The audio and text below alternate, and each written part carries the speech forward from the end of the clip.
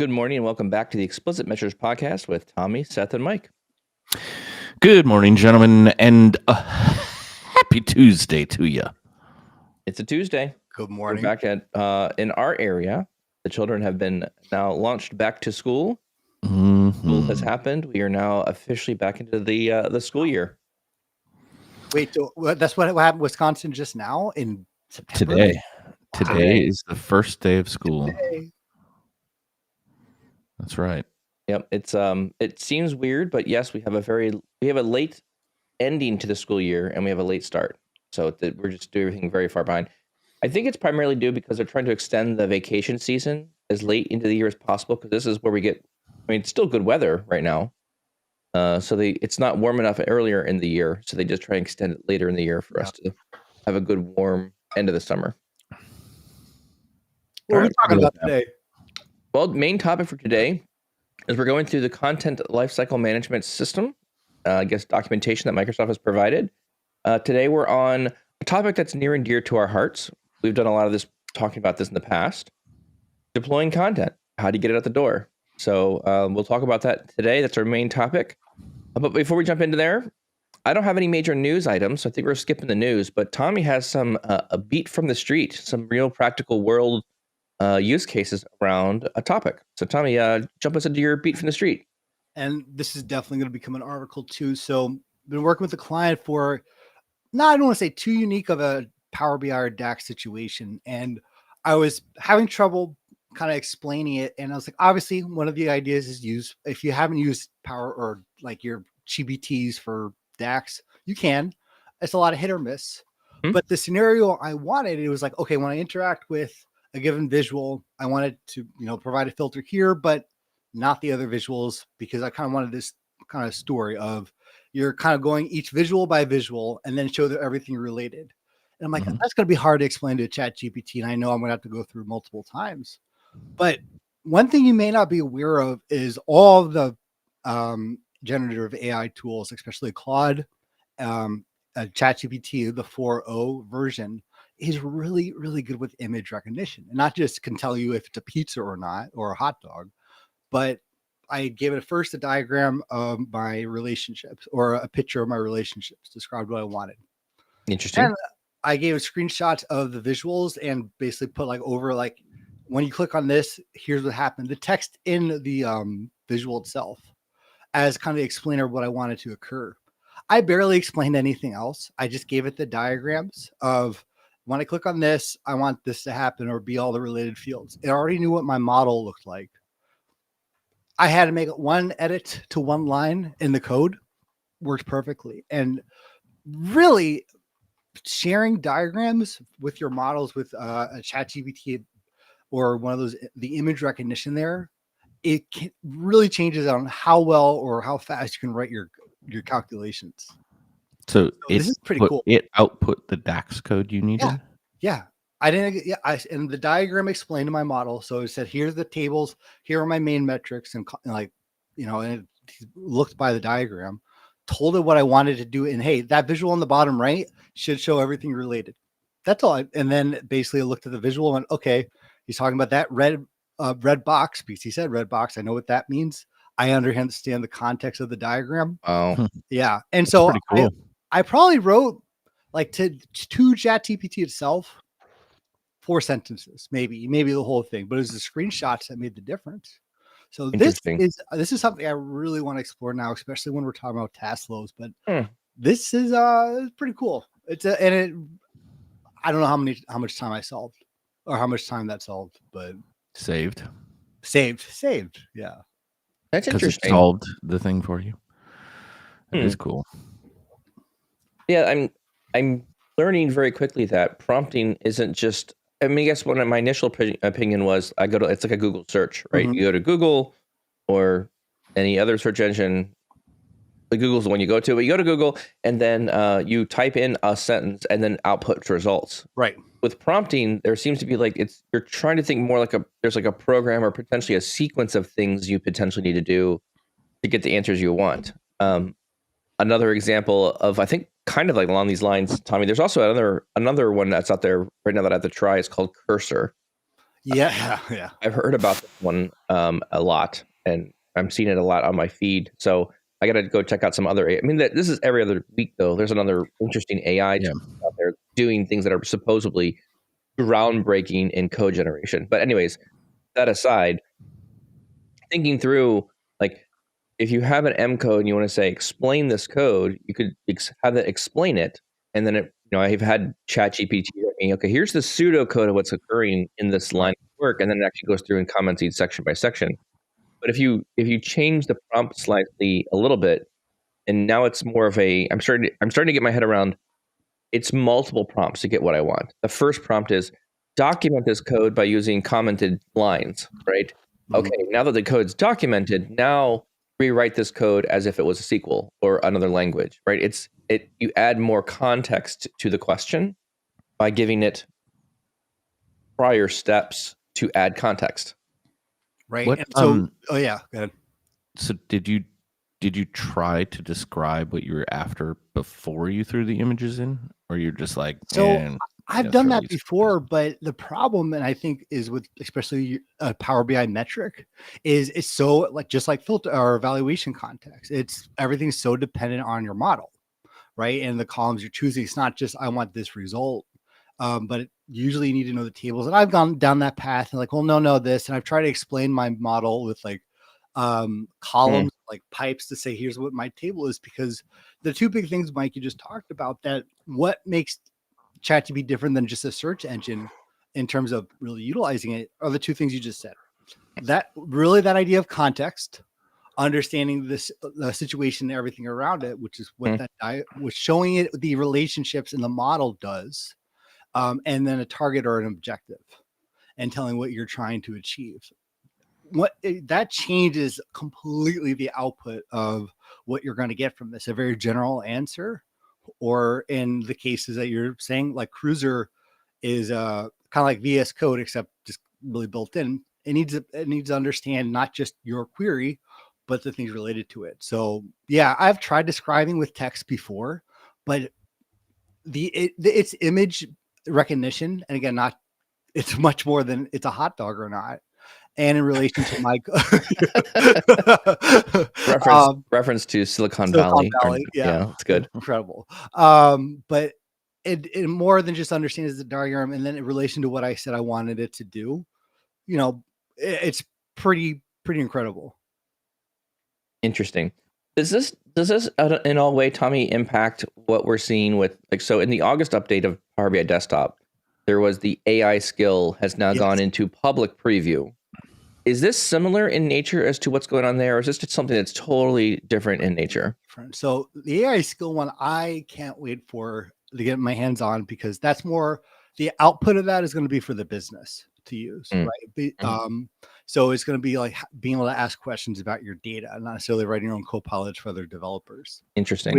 I love that. It's kind of like, remember automated insights, but we couldn't do anything with it. I remember submitting a question to Microsoft when automated insights came out with, can we like weight this at all, or control this at all? Because like it's cool, but I can't control at all what Microsoft was going to weight in my tables or my model to say this is more important than this. So it just give you whatever found relevant to any of your columns. Right. Okay. So, yeah. It's interesting because it seems like, I mean, again, maybe this is a concept that's been around that I'm just starting to get my head around, but it sounds like you use the AI to generate the prompts that you want on how to prompt things. Yeah. So even once you get to a result, like I heard a technique somewhere that once you get to a result that you like, you can actually ask the AI, what prompt would produce this output? And ask the AI to send you back the prompt that you would need. In one prompt, how could I get this same output? And it'll write a thing for you that it could understand, that it could then use that to write the output. It's just, again, my head is starting to spin of all the things I need to start figuring out and learning with these AI things. I'm not sure. I'll still say I'm a little bit hesitant. Maybe I'm in that camp of old school. It hasn't quite rattled my cage enough yet, but interesting. Good topic. All right, cool. Any other thoughts on the beat from the street around AI and implementing it in Power BI? I'm going to make it an article too. So we'll actually hopefully. Yeah, that would be a good one. There you go. I'd love to see something like, especially Tommy, that you're talking about prompting and stuff like that. I'd love to see what kind of prompting things you're looking at, or even using the generic model and other things as a similar, as a, not that you can't use customer data, but like, I'd love to see kind of the prompts you're doing, what you're sending, what kind of screenshots need to be sent in, because that's something that other people should be trying to see if it's adding value for them too. Cool. Excellent. All right. With that, let's move over to our main topic for today. So the article for today is going to be around deploying content, which again, I think we've had a lot of conversations around this one currently, but I'll throw this link in the chat window as well. That's our main topic. Tommy, you want to kick us off for some initial thoughts on this topic? Yes, we are now on part 5 of our content lifecycle management series, CLM for short. If you've not heard the others, guess what? You can go back and listen on our previous episodes. They've usually come out every other Tuesday. Today is, again, something we've talked about in general, very near and dear to us, but we just came from validation of content. That's part 4, which was a really lively discussion on not something like we don't have an automated process to do that. But once we get to deploy content, what are some of the methods, especially outlined in the article, when we're talking about, hey, it's not just we're publishing content to a Power BI app. What are different ways we can automate that and scale it out? And then what are some of the post-deployment activities that we'd want to do?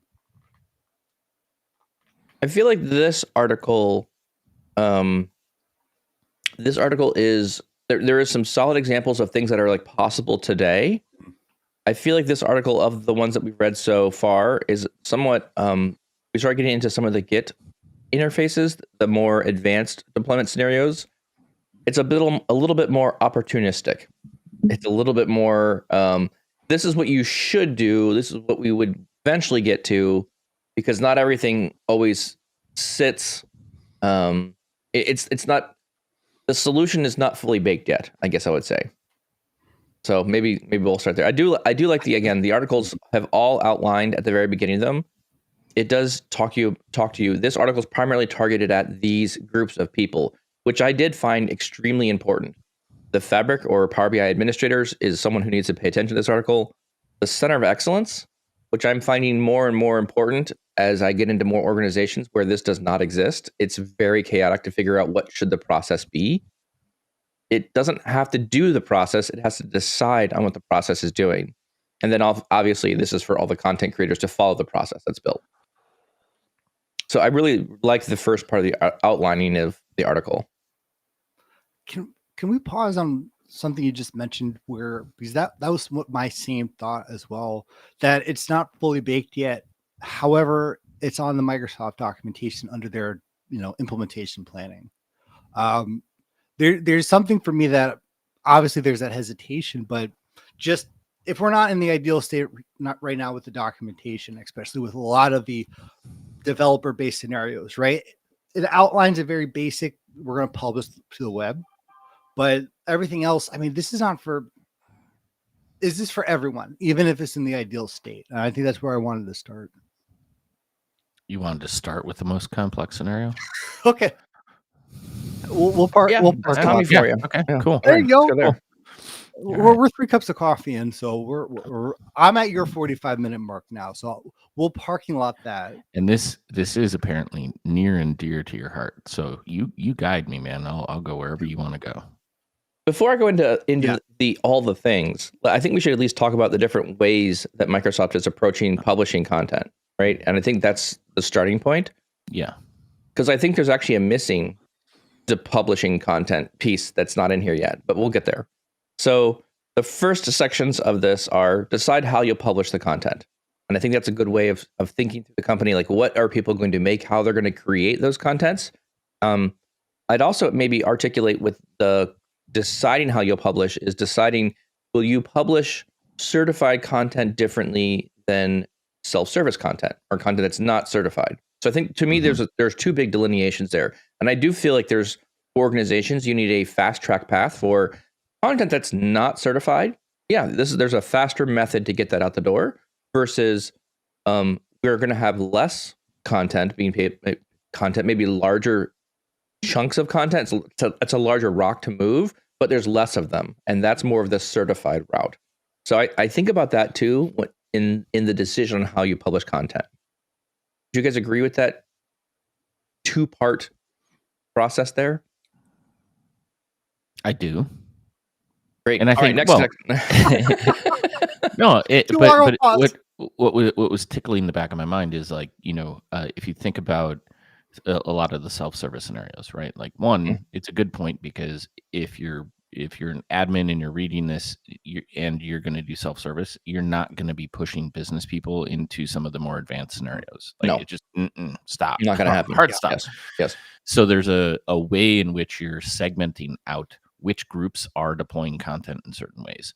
What I do like about your comment is it tickled the thought around certification. Like, how do you certify a report? What is it? Yes. For a data set? Because this could be one of those guardrails where it's like you will not get certified if you're still straight deploying to Power BI or like a particular workspace. In order to be certified, you have to hand this off to a team that's doing something else in a managed way. So an interesting thought of like you could put like a guardrail around that, and I think would be a good one too before you went down the efforts of solidifying the back end and the data sources, because all of that means nothing if somebody can still make changes on the front end without validation or that go through a process of more testing, which is where some of the more advanced scenarios I think offer potentially better solutions in the future. And let me give you just another. That's a great point you make there, Seth. And I'm going to give another example of what why I'm thinking this way. Another example of this would be, okay, if I'm doing a self-service mode, that may be a workspace that's for the developers of the content. And when I'm done with that, I publish that content into an app, and then said app goes out as their completed content. Now, there is a couple of weaknesses with this because any changes to the data model in the workspace potentially breaks all of the report apps in the app side of things. So that is why, that is a way of doing deployments, but you have to step back and say, okay, is that something that our team is willing to do? Are we willing to have the risk of someone breaking the model in the workspace that potentially will break the reports? That's a risk that's there. Yeah. So in lieu of fixing that, then you build 2 workspaces. And so now you start building dev and prod, or test and prod, however you want to call it. It doesn't really matter. There's 2 now. And now you can say, okay, in the development or test space, things are allowed to break. It's not actually, it doesn't have to be working 24/7. And then you move the content over to the production one. And then you need like, okay, what is the set of rules that will say we're good to go, and we can publish it to prod and then deploy apps from there. So one thing I notice here though, none of that's really, they're talking about publishing from desktop in a lot of these situations. I didn't see a lot of language in this article around using apps in any way. Yeah, it's curious. I was wondering the same, like maybe I just missed it, but it is part of the deployment. It is. Because if anything, with some developers, you have to keep reminding them now that when you use apps, like you're not getting it to the prod workspace. No. Right? There's that one other really good layer, which was added in almost as a, hey, here's your validation step. Right now, you can update your app for the audience. Yes. Well, then it sounds like the conversation is very focused on the semantic model, then not so much as the design of the reports themselves. Because again, all that content, once it gets to that workspace, would automatically be updated. You're not really talking about does the functionality work as much as, again, have we validated the data? At least that's kind of like my take on why they're not speaking of apps as much. Because is it the same process for semantic model and report design? There's a lot of, let me say it this way. In this article, it feels like there's a lot more hand waving around the checks. We've already done the validation. So maybe the assumption here is they've hand waved like, okay, we already assume that all this is done because we've already talked about validating content in a prior step, right? So I think by the time we're getting to this part of the article, we're talking about, okay, we've verified that the information should be accurate and true. We've already put that aside. This is only focusing on things that you're going to do to get things distributed to other people. Like where do I put it inside the Power BI ecosystem? And what does that look like? There is one reference to it way at the bottom where they they are almost looking at that like a post-deployment activity. So it's under decide how to handle post-deployment activities, and then like the last sentence of the paragraph is, however, some tasks require manual intervention, such as a first-time setup or updating a Power BI app. But in the scenario where you're manually pushing something or publishing, right? Like you can do all of the validation, the testing. To your point, you break a model, it's broken everywhere. But at least on the front end, right? Like there is the segmentation where I could almost think it's part of the deployment process, but I guess it's post deployment.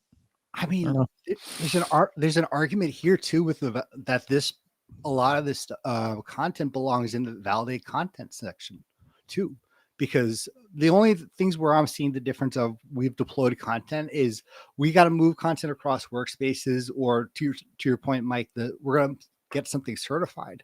But a lot of this is in line and synergy with what you're doing with validation. Yes. Yeah. And there's also what's occurring right now is there's this idea of data ops that is starting to become part of the story here. And I don't think Microsoft nor Power BI has got a really solid story around it yet. Other people in the community are starting to build data ops as part of this, right? So deploy something to test, run these tests, verify this data is correct. Okay, now go to production, run these tests, make sure it's right. So there is this more data ops experience that can be built here. Again, a lot more automation, a lot heavier. And again, not for every team either, right? So I think you do want to be able to publish accurate information, but I think when we start getting to more automation around these deployment processes, we're talking about a very specific skill set that's likely not in every team, especially if you're talking like a business user-centric team. I do agree with you. There is some confusion here where we're bouncing back and forth between the whole report, like everything in a PBX, like all of the report and the BIM and everything, or are we just talking about the model? Because some of these, like the third-party tools, are you aware of any third-party tool outside of just like, we use Tabular Editor, right? For validation and deploying our model changes, right? Especially in the large model scenarios. Yep. I'm not aware of any third-party tools that allow you to push report only. API. Not yet. Yeah. Not yet. I mean, we can refresh, right? Like you can execute model refreshes, you can update, there's a lot you can do, but I'm not intimately familiar with a lot of third-party tool publishing of things outside. Nothing at scale. Yeah. There's a couple things out there. Like there's a couple, like, I don't know if this is a third-party tool that you would count. Maybe this is the big gray area, but there is like the Michael Kowalski's tool around report validator or report analyzer, which it does some analysis on the report side of things. The other thing I'll note here too is all these contents, it looks like it's coming from Power BI Desktop. So if you look at all the different notes here, publish with Power BI Desktop. So I have a PBIX file and a PBIP file, right? And then I'm putting it into a Fabric workspace. Then you have third-party tools talking more about the model, the semantic model, right? The BIM files, the TIMDL files. And then you go down further, you have publish OneDrive refresh, which has kind of been our staple for a while. We kind of have walked away from the OneDrive refreshing because it's a little more clunky to unbind or reconfigure those things. It's a little bit more, I don't understand what's happening in the back end. It's not as clear to me, so therefore I don't use this one as much. And then they're saying publish with full Fabric Git integration. Again, this works for some things. Like this is where I get a little bit more like theory. A lot of this focus is on Power BI artifacts. This is like reports and semantic models. In here where they're skipping like pipelines, data flows, which you probably have too. Which if we're talking Fabric, part of this deployment experience is all the things of the Fabric. So there seem like they're skipping a lot of those parts. And then they're talking about publishing with Azure pipelines. So one's with Git integration. So it could be GitHub or Azure DevOps. And then they're talking about Azure pipelines, building out Azure pipelines there. There's no communication of what happens when people build reports in the service. Where does that come from? What if we're building other things like paginated reports? How do you manage those things? How do you manage explorations? Those are another thing that are in there. So I feel like there's another couple items here that are, to me, this article covers 90%. I think there's a couple other areas here that I would like to have noted here as well. Yeah. And I think possibly it's almost a renaming of this series too, because the other situations, which they do cover in their implementation on the self-service side, you're right. This doesn't cover at all any of the situations that we covered when we went through the self-service scenarios or managed self-service. Yep. And again, I don't know if there's a link in there to say, hey, if you're doing managed self-service, which really should have its own CLM dedicated series too, that's a big part here. And yeah, I feel like I can make the argument going through this that it would make sense to split or to have two CLM series. One for, I think, what to me, this is all focused on the semantic model and much more developer like back end role. I would expect to see and deploy content more on what are we going to do about our documentation? What are we going to do about promoting the content too from the business side? So Is that not that they don't have anywhere. Yeah, no, this is to me very all heavy. I'll say developer centric, where this is all just the technical side. It's interesting that you note that, because I mean they pay a little bit of language to that, Tommy, inside. So again, a lot of this is things that we're talking about here are like the people, the process, and the technology, right? Some of this is explaining some of the technology piece here, but I feel like when we talk about deploying content, we're talking a lot about the people and the process side of things. And so some of the tools that we bring into our library of how we get content out the door, I mean, I do think they did a good job in the publish Fabric Git integration section. So they're talking about, hey, note, Azure DevOps has these additional features for, there's this thing called an Azure repo, an Azure pipeline, and how you can use it to automate deployments. Azure test plans. So when you want to test things and get things out, yeah, Donald's right there, test, right? If there's a need to test things and make sure your data is correct as you're getting data through, Azure DevOps has the ability to write that in there as part of that. You have Azure boards to track all the work on your team as you're generating content. And then there's an Azure wiki that goes along with Azure DevOps where you basically write out, okay, here's all the things that we care about, the documentation of this thing. So I do like the integration of those pieces. And I think that's a really good call out here is to, Tommy, I think to your point, part of your deployment content should be focusing on not just the mechanics of, is it coming from SharePoint? Is it coming from desktop? Is it going through a pipeline? It should also be, do you have your testing in order? Do you have your documentation complete? Are you producing videos, blogs, an article, a notice, something that goes out to the organization to let them know or educate them on what the changes are to those reports? So just for clarity, we popped this a little bit, but in what use cases would you recommend a business go down this path? Because this is a lot more involved in terms of the things you can do, the validations, the test, right, on reports. What use cases should people start thinking about, like some of the more advanced deployment strategies versus not, right? Because I don't think it, like as we mentioned in a brief, snippet right in the beginning, it's not relevant for all use cases. I would agree with that. 100% agree. So I think what you're asking for, and if I had to, I'm going to try to re-ask your question. So I understand dollars, right? Yep. Where if a company's going to invest time and effort, what's the tipping point of when you switch over to one versus the other pattern, right? Or would consider it. Yeah, right. That's a really good question. I'm going to answer your question with a spectrum. I think it's going to be the number of consumers of said content. And I think it's going to be for each organization, again, if you're a small organization, you're going to have not a ton of consumers in a particular data set. So for you, a large number may be 10. If 10 people are consuming, if you're a small org and you have 30 people total, if 10 people are consuming the data, that's a large number. So I'm going to answer it this way. If you are building content that has a large number of consumers, I think you want to make sure that data is accurate, it's updated, and you can regularly make changes without breaking things. Because there's no faster way to lose trust from people in your reporting than to publish something and either have the numbers be totally wrong, or having visuals break when people go to consume it. So if anything, there's a very bare minimum of, you've got to have some confidence in what you're doing.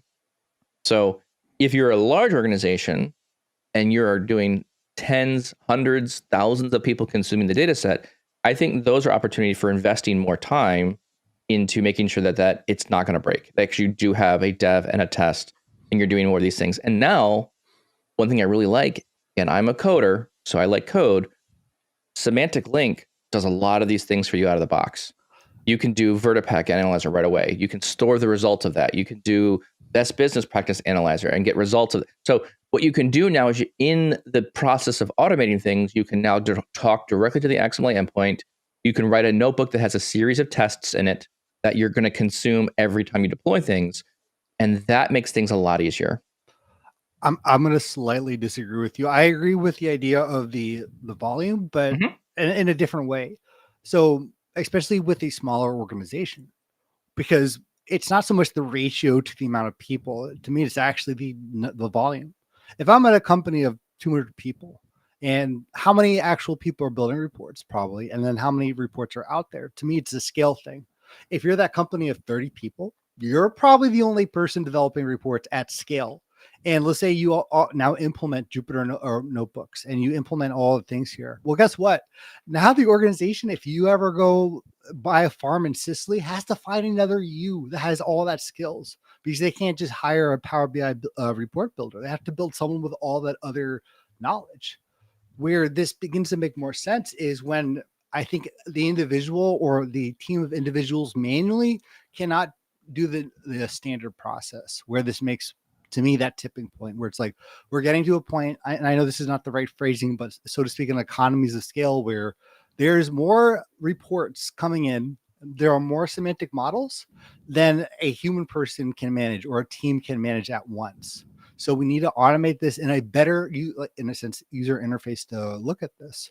I don't know if a company of 50 people is ever going to have to go through the process of semantic link and some of the more advanced capabilities here, because again, the head knowledge of who actually can do that, how many people out there now can actually do that? So yes, I think that's part. I think that's part of the equation, though. Like when you invest in the time and effort to go down this path, because the output of the product has to be dialed in for one reason or another.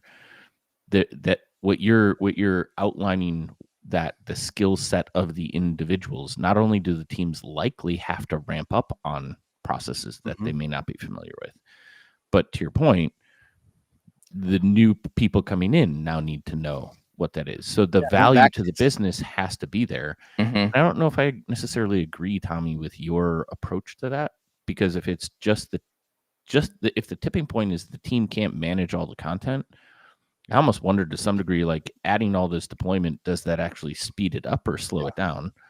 Right. And I don't see like the business driver to say, have the business be like, yeah, I want you to add this in, is like, I would think is more on the front facing. We've had some problems, or the volatility of this, the accuracy of this data is so pivotal to the decisions made in the business. So to Mike's point, right, the accuracy thing, I think, tips you into a position where you've got to put more testing around things you deploy before you deploy them.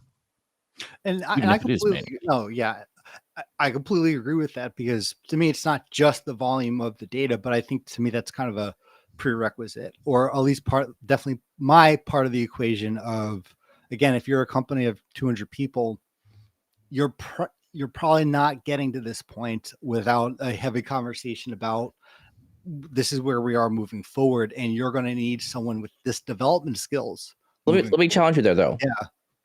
I understand what you're saying. I definitely understand that these skills are more nuanced and they're more edge case based, right? Semantic link, fully get it. In organizations where there are smaller people, there's less people in there, the pool of knowledge around notebooks, Spark, and the things and developing is going to be a bit harder to either find initially, or you're going to have to spend some time training them up. My question, though, back to you, though, is what's the alternative? If you don't do that, what is the alternative? And I would argue the alternative is someone building a whole bunch of extra reports, going through every deployment and looking at things line by line, and actually going through, every report page and going through and making sure all the visuals are saying what they want to say. So to me, the alternative to this is, look, you can do that, but I'm saying this is a skill that I think that the teams, even in small teams, should start to be learning. And this is why I think there's really critical, it's very important that the Center of Excellence defines what is a report consumer, who is a content creator, what does your release manager look like? And we're talking about that. To me, everything in the deployment content area fits into this release manager role.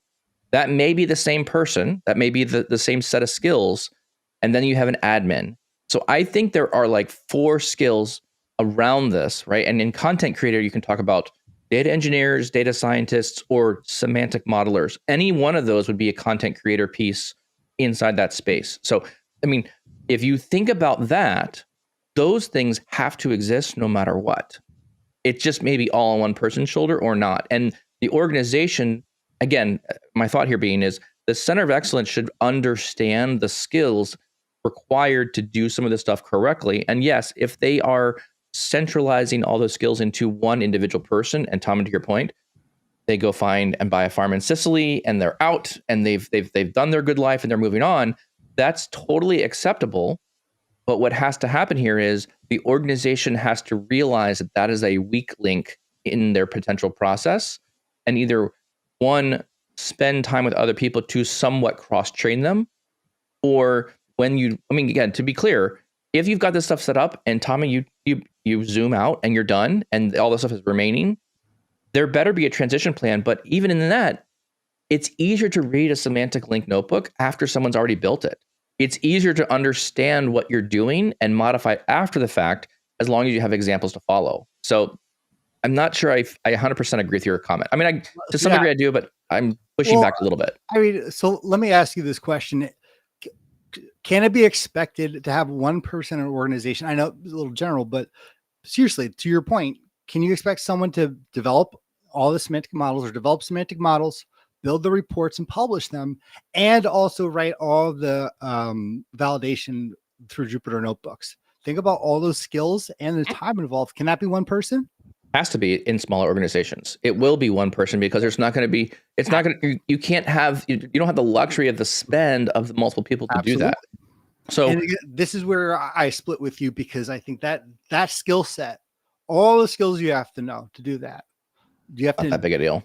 It's not rocket. If you're writing DAX right now, if you're writing complex DAX, like the people I've seen write DAX stuff, there's been some complex DAX. If you can write DAX like that, if you can write complex nested join SQL statements, there's no question in my mind that you have the capability in your head to understand how to write a notebook and execute commands in a notebook. No question. That stuff is by far more complex than writing Python in a notebook, 100%. And so to me, to get people to go across the threshold, the barrier to get people into this one, and I've done this before. I've worked with teams that are super SQL based, and we've pushed them into notebooks, and they love the experience. Yeah, it does take some time. It does take some training, but with minimal investment of time and effort into those team members, I think they get it. They understand it. And by the fact that you can still jump in and out of Python and to SQL as much as you need to get the data out that you want. And then people are feeling comfortable. Oh, it's just SQL. Oh, I'm just making this thing called a data frame and I can manipulate it these ways. The jump to that next level, or the jump to like be understanding these other things, they don't have to be experts in them. They just need to get through it enough to make sure that there's enough value out of the end of it. So I think, to me, I think the learning knowledge step is small enough that the value is worth the effort. There's one area that Andrew brings up in the chat that we haven't talked about, which is, and I suppose to some degree deployment process could be part of that, which is bad processes are typically mean more bugs, reported bugs, right? Or you're opening the door for challenges to arise. In my experience, that bad process is typically further back in the ETL where there's like a lot of data variance, right? As opposed to it living in the report. But I think that's one to call out. And I think one conversation that should be had in this, as you're potentially even pushing for more deployment process, especially if you're in an organization where you feel like you are struggling with that, is that risk conversation, right? Because the likelihood of something going wrong when you're just straight deploying to the workspace, right? Where I have my PBIX, it's the highest risk. Something could go wrong, a report goes down, but it is potentially the fastest way, content gets out there. So like there's the value prop there. Like how fast can you get something? Because that's always a business side request, right? I want it today. I want it now. Versus like when you start going down the path of like adding more process to ensure that the product being delivered is of a higher quality or a vetted quality, it's almost like you can probably pick the middle road here, right? Where you have a fast delivery and not highest risk, but it's still high, right? Like, and then when you go into full control mode, it's the lowest risk, right? Like, so it's the outcome product where what is the level of risk you as the business are willing to accept for and we will build our processes around that, because, and that's where the use cases, high volume of individuals, accuracy of data, report uptime could be one as well, right? Like everything's got to get dialed in. Those are worth it to the business to invest the additional time, invest the resources, invest in the process, understanding that you're not going to be able to throw report changes out 5 times a day, right? Because it's not going through that process, and they don't want that level of risk. And I think when you talk about risk levels with the business, that's where you really find yourself in the right spot with sign off too, right? Because it's like, hey, we didn't invest in all this stuff, and there was high risk in that decision. That's why when we deploy, sometimes we break the report, or this is why this stuff happens. The other area that we haven't talked about at all, where I think the further you go into a solidified deployment process, is external facing reports, right? Especially the embedded scenarios where you're almost you're developing and building experiences for customers, not just your own internal teams. Yeah, and that has a higher, to your point, Seth, that's a higher risk of, if you do that incorrectly and numbers don't work and visuals start breaking, now your company is reflected poorly to the customer, and they may stop paying you. Like, so that is a huge high risk amount. I mean, internally, like if you send a report to an executive and there's one visual that's broken, maybe you get a little bit of lenience there. Hey, why is this broken? They reach out to you, you fix it, no big deal, you're done, you move on. But like if you get a customer who's regularly getting reports that have broken visuals or wrong data in them, they're like, these guys don't know what they're doing. That speaks to the credibility of your team, and they're immediately saying, maybe we should go somewhere else. Maybe we should think about, like, this is not, we don't want your models. It's not adding value to us. You're not helping us. Give us the raw data. We'll do our own analysis on our own. So there's a level there of professionalism that especially goes, that the risk is much higher. And to your point, Seth, I love that you bring that up, because I spent a ton of time in building systems that operate for customers externally. And we need to have more of the process and the checks and balances and the automation in all cases. And I would also like to argue as well, when you get to the point of you're building custom reports, you're distributing through an app or through shared content to external users, you've already pushed yourself into the realm of, you are a bigger team, you're thinking more strategically about your data, and you're treating your data like a product, as opposed to it's just Tommy doing all the reporting in one part for the entire business. Like that's a different scenario. I love it too, because I think this also raises the elevation of the role that we do, because this is, to me, that argument why we're not just IT. Because you said some magic words there, Seth, but actually both of you, one is that sign off on the business and the acceptance of what we're going to do, because the risk is worth it. So that means we're going to implement all this process. We're going to always require this level of skill for these roles. And to me, this hopefully will bring in more of like your risk management team, or even hopefully you have a chief data officer, especially if it's more like a product. Because again, if you are to go down this road where the risk, because again, we've hit that threshold of we cannot have data wrong, especially if we're external. Again, you have to have that acceptance in the business, not just the team or the person building it. On here's now the standard of what a Power BI builder is, or the standard of what we think of our data engineers, or even just the report builders or content author, whatever you're doing. You have just now elevated that role in the organization in terms of the talent we're looking for, the expectation of that role. Again, with the consideration that it's harder to find. And what's going to be fast. I mean, there's with a lot of this, I don't know necessarily if it's like, yes, potentially it's harder to find at the moment, right? But it's not like it's not like these things are insurmountable things that you are extremely challenging, that you're going to need 3 to 6 months of like outside training, and like you have to it's understanding the tool sets and how to use them. And realistically, it's a great upskill for any, business intelligence person. But like, it's the investment, there's a synergy that I think business intelligence people find themselves more so understanding than just straight devs, sometimes to some degree, or technology, where business and technology have to work together. Yes. The difference is business dictates what is the most important value-driven things for the business. And that's why the risk thing is worthwhile, because like, it's IT's or technology's job to interact with the business and say, hey, here, like, what is your level of comfort or level of where we want to be for these things? And it's the same thing when we engage. Let me finish the thought.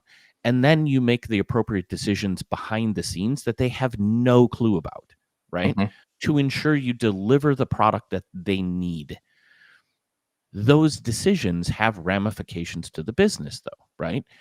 Does that mean one less report, or one less, 2 less reports in a sprint or in a quarter? Or yes, it's going to mean less output, because you're investing more time and resources into the quality of the products that you're delivering, right? And then in the same way, it's like, it's very similar or akin to our engagement just in report requirement gathering, right? You make it as business speak as possible so that everybody's on the same page, and then you go behind the scenes and do all the technical work. We work at the leisure of the business, right? Like, our solutions should be driving value, and those should be the same value props that business expects. Like, these aren't two independent organizations, right? Technology, and in large part our jobs, are aligned, or should be aligned, to expectations that can be hit based on what the business says is like acceptable in terms of the risk that it wants to be aware of, right? And I think you're making a really interesting point there, Seth, because I think, and how I mentally grapple with this topic, right? I start thinking about what are the handoff, or what are the transition moments between the tables that have been built, models that have been built, reports that have been created, right? What is the acceptable? And then this isn't a topic for the Center of Excellence to understand, but different parts of the organization, different teams are going to need different levels of information from that central team, whether it's IT, whether it is a Center of Excellence or community of practice, whatever that central body is around those pieces of content are. You can decide. Again, I really like your point, Seth, because it's up to the hey, I need this data warehouse created. This is the table I want. I want it here every day in the morning. And you kind of have some requirements around that, but it's up to IT to ensure that the transition is smooth between that table or that group of models that you're handing over to other individuals, right? So this is a great example of those transitions of responsibility. And I see this across all organizations. Some organizations are willing to let everyone have responsibility. Other organizations are not, and don't trust what the business is doing with things on the data side. So, I mean, I definitely can see the culture is there's lots of different cultures in many different kinds of businesses where there's a lot of trust, a little bit of trust, or no trust. And teams continually hold on potentially too tight to what they're doing. The technology is such that it's easy to share stuff. It's easy to hand off the transition point between one team to another, but the business and the culture may not be there yet. And so there's potentially hesitations there that go along with this pattern. I don't know which episode we introduced the concept of the people process technology, but I think, especially in this conversation for me, I'm just harping back to how critical, even though the documentation here is so focused on really that developer role and what they're going to do, getting to that point or introducing that that process, and again the people involved with that, not just the developer but the whole business being in line and working, is so critical here. I would agree with that. I mean, to be fair, people process technologies It's not been all right. around. I don't hear it a lot. Really? No. Oh, dude, my world over the last 20 years was just people process technology. People process technology. Like it'd be. We should look that up and see what that. But that is certainly not. It's not our idea. Show. No, I know it's not ours. We definitely not our idea. We definitely borrowed that one from somebody else who's much smarter than us and has observed this a lot longer than we have. We introduced, so the quick Google searches are like, this is a 1990s thing. Cool. When some Bruce Schneier of some security technologist, been around a while. we're introducing the data part. People press technology data. Awesome. Any other things that stuck out to you in the article? Is there any other kind of talking points or other areas you'd want to go through as the latter part of the article? We kind of wrap up here and kind of do final thoughts. I think we're actually at the point where we can do final thoughts if you need to. I do like the spectrum, right? Like they outline the majority of all of the ways you can get data out there. I think it's a valuable article because it probably instantly goes from like people who know how to do the easy deployment to there's a whole other world of things we can do. Yes. To enhance the delivery of the product that we're building. And I think that's the greater value as businesses go down or potentially have issues, right, with reports. And sometimes if you're not proactively thinking about this stuff or having a COE, right, like this, you can find yourself here where somebody's like, that's it, we've had it. Like this report has been down several times this week. Like you guys need to go figure out a solution. This is a great outline for folks to figure out like what are better ways we can, ensure we add a little bit more process to our deployment strategy. I've gotten burned by this one caution that's inside this article. And it wasn't me doing it, but it was customers doing this. And they've gotten burned and I have to go in and fix it stuff, right? So under the section called Decide How You'll Promote Your Content, there's a huge red caution box that says avoid manually publishing from your local machine to test and production. I can't underestimate how important that note is. If you are building dev test prod or dev prod, the prod environment needs to be as automated as possible to get content from one item to the next, and you need to know what's changing as it goes in there. That is a table stakes type statement right there. You have to do this one. So if nothing else in this article really pops to you and you're like, this is one to definitely take note of. It's extremely important to not publish from Power BI Desktop to test or prod. You need some other mechanism to do that. I think the call out is really good because as you are implementing this stuff, you 100% need to test this out across your scenarios. Yes. All of them, right? Like all the different ways in which you deploy content, the models, the reports, everything you've got to have dialed in and tested because some things may not work or some things like this one, right? What if we did that? Boom, the whole test environment goes down and you're like, don't want that to happen in prod. Or the data source is still wrong and oh shoot, we published a test and we're still pointing at dev. Like now everyone's confused. Even the developers, they're all confused. Who's pointing at what, where? Like what are we doing? Like, well, the data's not ready in test and we still are pointing back at dev, or everything's pointing at prod and it shouldn't be. Like this is not, there is huge implications of confusion if you don't start thinking this stuff through, at least initially, to get the right steps in place.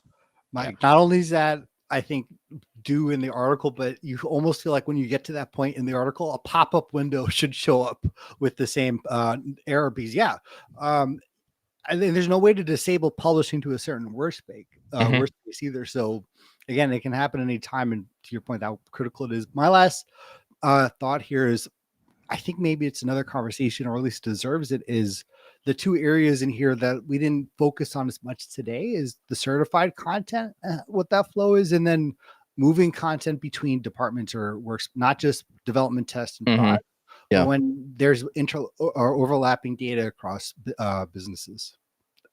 Here's my one gripe with this article. My one major, I think I really disagree with this one is, if you look at the section, the very bottom section, where it's talking about deployment in Fabric, deployment pipelines, in all the images they show you down below in the approach 1, 2, and 3, you're seeing a Fabric workspace in dev, test, and prod. You see semantic models, reports, and notebooks. You also see data flows, and it's the icon for data flows Gen 2. My issue here is you can move a data flows Gen 1 between different environments with a deployment pipeline, but you cannot move a data flow Gen 2, which is bonkers that you can't do it yet. And then I know it was communicated at Build that Amir got on stage and said, I'm sorry, Fabric Conference. And the Fabric Conference, Amir got on stage and said, we're going to support this. This is going to happen. Here we are months later. It's still not delivered yet. And yet I still see in the documentation, data flows Gen 2 icons are represented as being fully supported with a deployment pipeline. It is not. And so me personally, I feel like this whole article centers around semantic models and reports. That's really what they're talking about. They're not talking about a lot of the other Fabric artifacts, because nowhere in this documentation they're talking about how do you version data in each of these environments? How do you load the data? What does the load process look like to kick off job runs as you deploy new artifacts between these things? Because there's three things when you're doing this kind of stuff. You need to think about the infrastructure, the hardware the stuff runs on. You need to think about the code that makes the data. And you need to think about the data itself. There's three things you need to version as you go through this. And there's not a clear story around the data versioning, or if there should be, or just delete it all and reload it all every time you do a deployment. I don't know yet. So to me, there's still some missing gaps here, but this is definitely a solid article.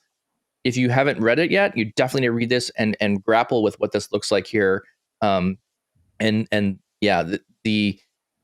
Andrew also heard it too. So Andrew in the chat is saying, within 6 months, all Fabric artifacts would be supported. I'm pretty sure it's recorded and on YouTube, published as a video. And I'm like, I need to go snip that thing and be like, okay, we're getting close, people. Where are we at? Like, are we getting close yet? So the time is running out. But all this to say, even in that 6 months of time, I've seen a massive amount of progression to get better in all of these things. Sure. So even if the trend just continues to keep getting better and better and better, and they're rebuilding, reinventing, and getting this stuff there's probably massive issues. I'm griping here, but there are probably massive issues that they're rebuilding. Huge amounts of work that has to be done to get to this level. So the fact that they're taking it on is very important to me. And this is very good. So I really am encouraged that the team is still building these things. I just wish it was here yesterday. Relax. They got till the end of the month if they set a 6-month scale. So yeah, we'll see. We'll see what happens. We'll run that. Yeah, we'll talk in next month, and we'll see how it played out. Anyways, any other final thoughts from the team here? No. Tommy? I'm good. All right. With that, thank you very much for listening to this episode. We appreciate the feedback. Chat has been really good. Lots of good feedback there as well. You're also fact checking us to make sure we got the right details of things. So thank you very much, chat, for jumping in and conversing throughout the conversation. We really appreciate you for doing that. We do not advertise this. The only thing we do at advertising is through you. So if you like this content, if you like what you hear here in your ears, if you like listening to this while you do your run, please recommend it to somebody else. We really appreciate the voice of support, either on social media or people at work. We really appreciate that as well. So if you don't mind, please share this with somebody else. Tommy, where else can you find the podcast? You can find us on Apple, Spotify, or wherever you get your podcast. Make sure to subscribe and leave a rating. It helps us out a ton. If you have a question, an idea, or a topic that you want us to talk about in a future episode, head over to powerbi.tips/podcast, leave your name and a great question. Finally, join us live every Tuesday and Thursday, 7:30 a.m. Central, and join the conversation on all of Power BI.tips social media channels. Thank you all so much, and we'll see you next time.